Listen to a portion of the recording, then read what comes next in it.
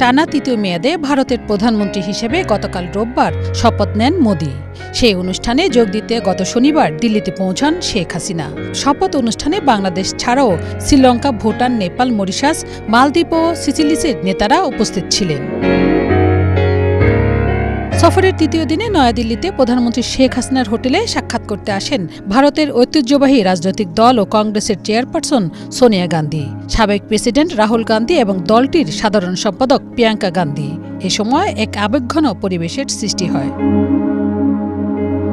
পরে পররাষ্ট্রমন্ত্রী ড হাসান মাহমুদ বলেন, প্রধানমন্ত্রী শেখ হাসিনা ও ভারতের প্রধানমন্ত্রী নরেন্দ্র মোদীর নেতৃত্বে বাংলাদেশ ভারত সম্পর্ক নতুন উচ্চতায় উন্নীত হয়েছে এবং নিকটতম প্রতিবেশী হিসেবে বাংলাদেশ ও ভারতের অনেক কাজের সুযোগ রয়েছে।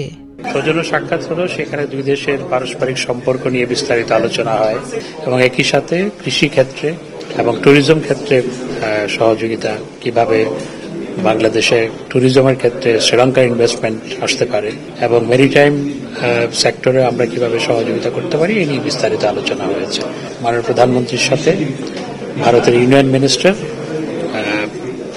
জয়শঙ্কর দেখা করেছেন। এটিও সৌজন্য সাক্ষাৎ ছিল। দুই দেশের বন্ধুত্বপূর্ণ সম্পর্ক, পারস্পরিক যে উষ্ণ সম্পর্ক, সে নিয়ে বিস্তারিত আলোচনা হয়েছে এবং এই সম্পর্ককে আরও এগিয়ে নিয়ে যাওয়ার ব্যাপারে জয়শঙ্কর এবং মাননীয় প্রধানমন্ত্রী আশাবাদ ব্যক্ত করেছেন। ভারতের আমন্ত্রণে শপথ গ্রহণ অনুষ্ঠানে অংশগ্রহণ ও বিরোধী দলের নেতাদের সাথে গুরুত্বপূর্ণ আলোচনা ছাড়াও 3 দিনের সফরে শেখ হাসিনা পার্শ্ববর্তী দেশের সরকার ও রাষ্ট্রপ্রধানদের সাথে বেশ কয়েকটি বৈঠক ও সৌজন্য সাক্ষাৎ করেন।